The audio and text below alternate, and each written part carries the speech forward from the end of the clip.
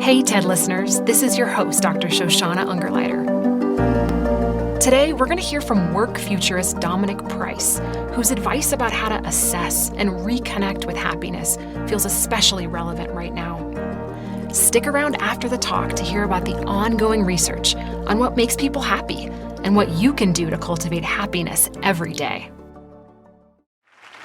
Hello, my name's Dom Price and I'm a work futurist, which is a made-up job that no one's called me out on yet, but it's got me here on this stage today. My job's all about predicting the future of work, society, the economy, and education, which, as you can imagine, this year of all the years has been pretty fascinating. Now, there's a huge amount of self-help literature out there that will help you be happier over time. But today I want to talk to you specifically about being happy in a year like 2020. It's a year like no other.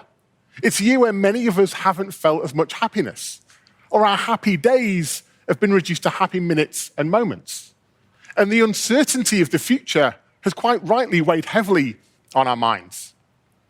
But to talk to you about a year like 2020, and to talk to you about how shit it's been, first of all, I have to tell you how shit my year has been. You see, my sister's my best friend. And a few years ago, I got the call that no brother wants to get. Trudy had been diagnosed with stage 4 breast cancer. And given that she lived a 24-hour flight away in Manchester, England, as a single mother of 2 boys, I'm sure you can imagine how I felt. But she's stubborn as an ox. And 6 years later, at the start of 2020, she was still with us. Then February rolled in, and I got another call. This time it was my doctor telling me that I had early-stage bowel cancer. A week later, I had a subtotal colectomy, and I had my colon removed. Strangely, the same day, my sister went to see her specialist in the UK, who confirmed that they were ceasing all treatment. She had a matter of months left to live.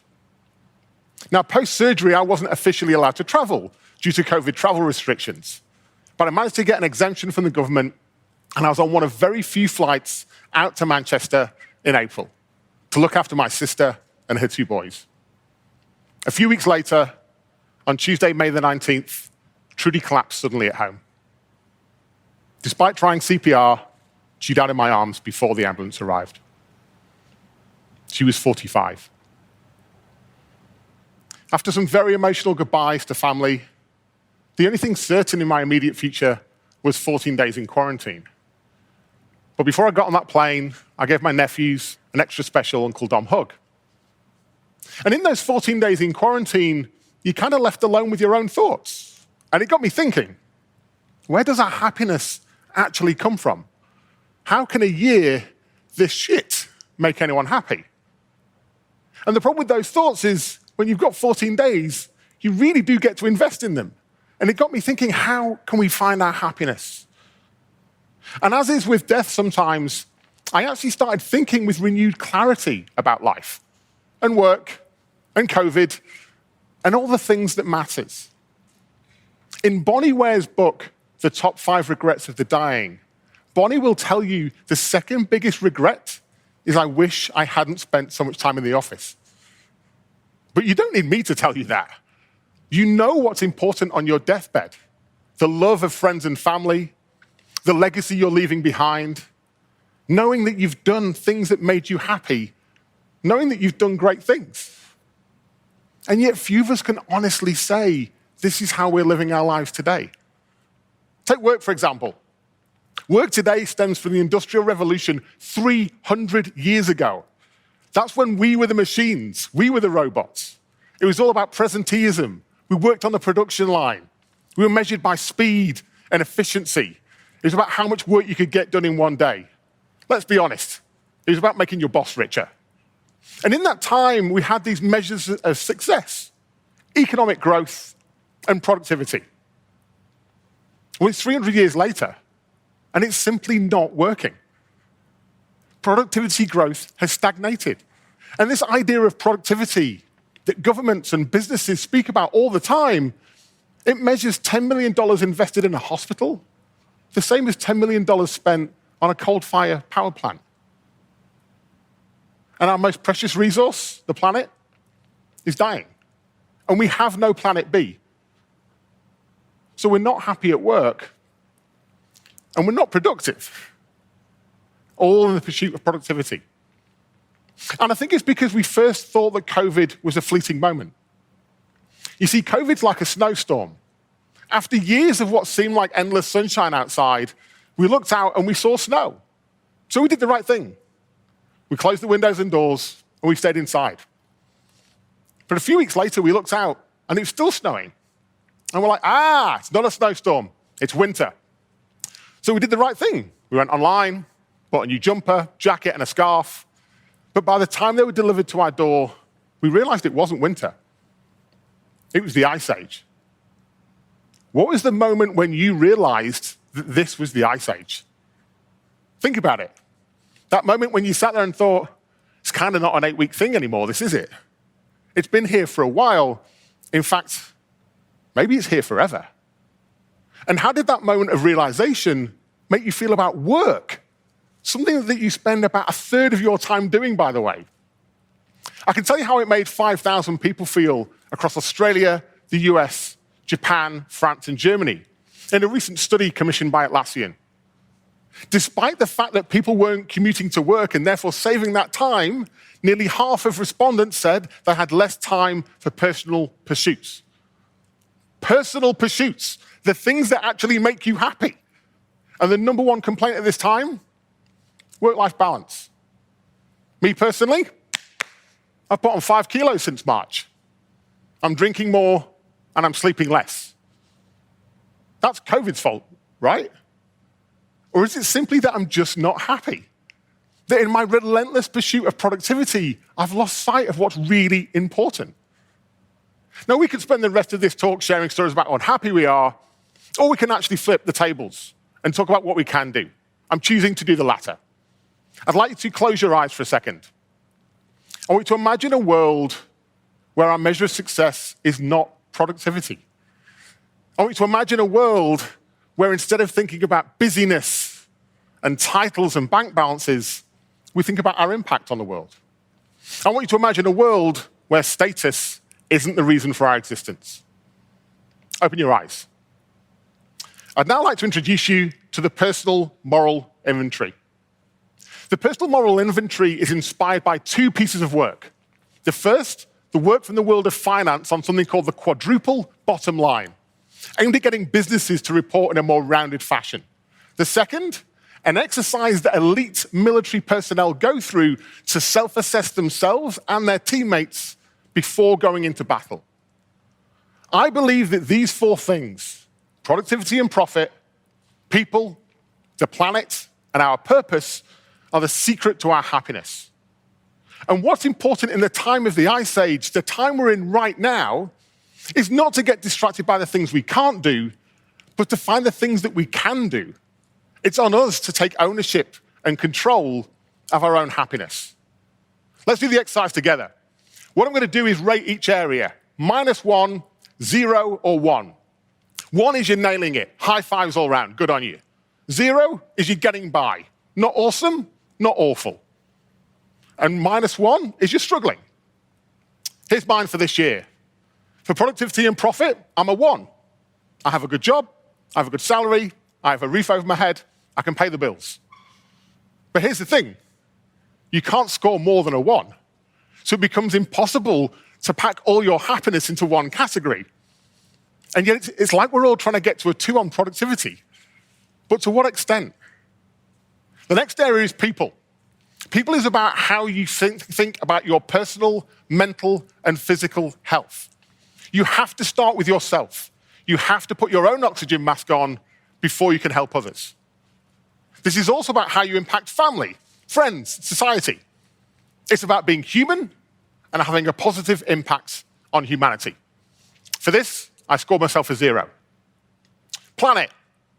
Let's just say I took over 100 flights last year, so I'm going to score myself a -1. And finally, purpose.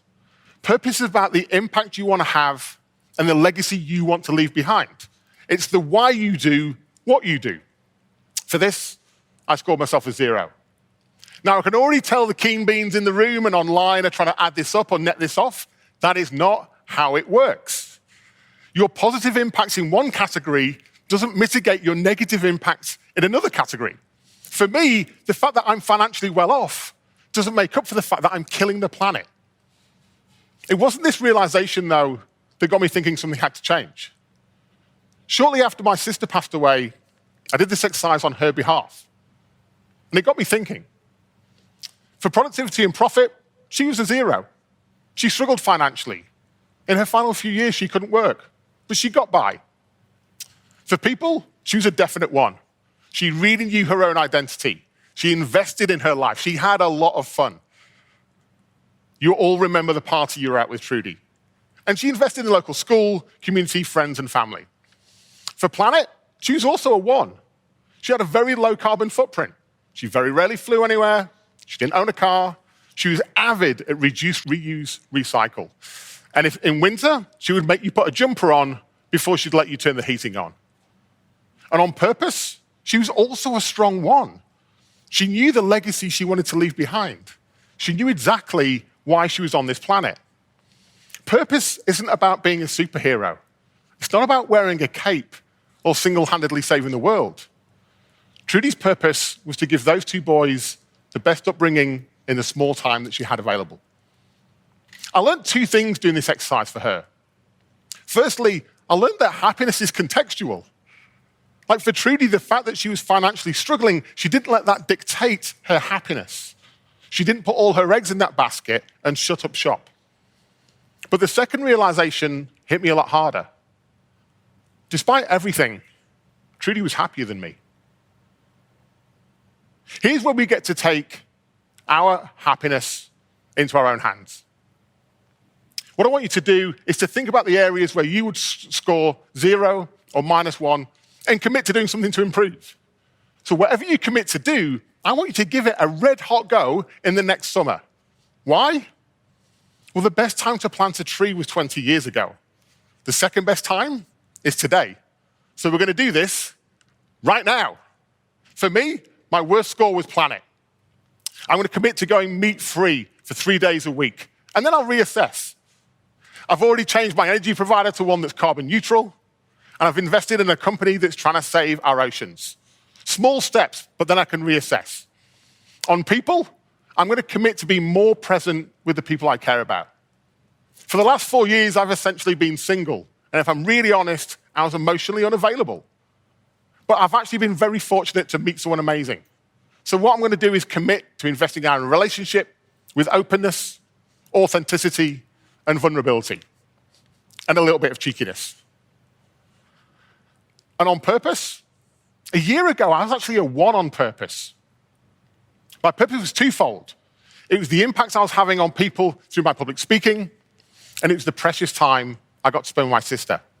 But in a few short weeks at the start of 2020, both of those disappeared. And in the months since, I've been really trying to rediscover my purpose. And I'll be honest, I've really struggled to find it. And I think that's okay. But then I realized that I have this. Today, this moment. This is me rediscovering my purpose. What are you going to do? What action are you going to take? Whatever action you do take, you suddenly realize that you can stop hinging all your happiness on one category of the personal moral inventory. Instead, you invest in taking control of your own happiness. Our future is not predetermined. Our future is not written, and our future is not waiting for us. I'm building mine, and I believe you are building yours. And how happy we are in our future will be based solely on our action or inaction across all facets of life, not just the working week. I am the key to unleashing my own happiness, and I believe you are the key to unleashing your own happiness. I can safely say that Trudy didn't have any regrets, but she did have one wish: to see me on stage, live, presenting at TEDx. Thank you very much.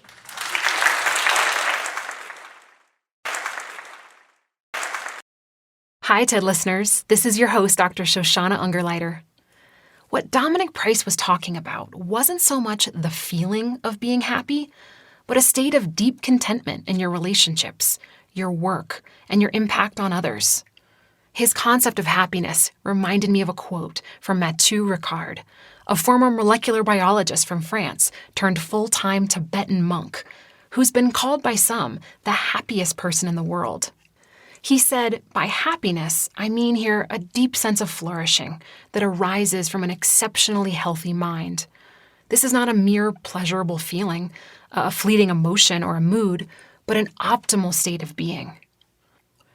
A group of neuroscientists at the University of Wisconsin-Madison have been studying Ricard as well as other Tibetan monks, recording their brain activity during meditation. What they discovered was his brain produced a higher level of gamma waves than ever before recorded. Gamma waves are a type of electrical impulse in the brain, and they're linked to consciousness, attention, learning, and memory. People with higher gamma waves tend to be happier and calmer. Researchers found excessive activity in the parts of Ricard's brain associated with happiness, giving him what they believe to be also a diminished propensity toward negative thoughts. But Ricard says that happiness is a skill that he practices every day, not an innate quality he was born with. A lot of other smart people, too, have concluded that personal happiness, to a large degree, has less to do with circumstance and more to do with personal choice. But is that true? Or are some people born happier than others? And if so, then how much of our happiness is really in our hands? Well, one large-scale university study of more than 2,000 twins attempted to answer these questions, and their findings suggest that approximately 50% of overall life satisfaction may be due to genetics. Other studies have suggested that 10% may be attributed to external events, while 40% to individual activities.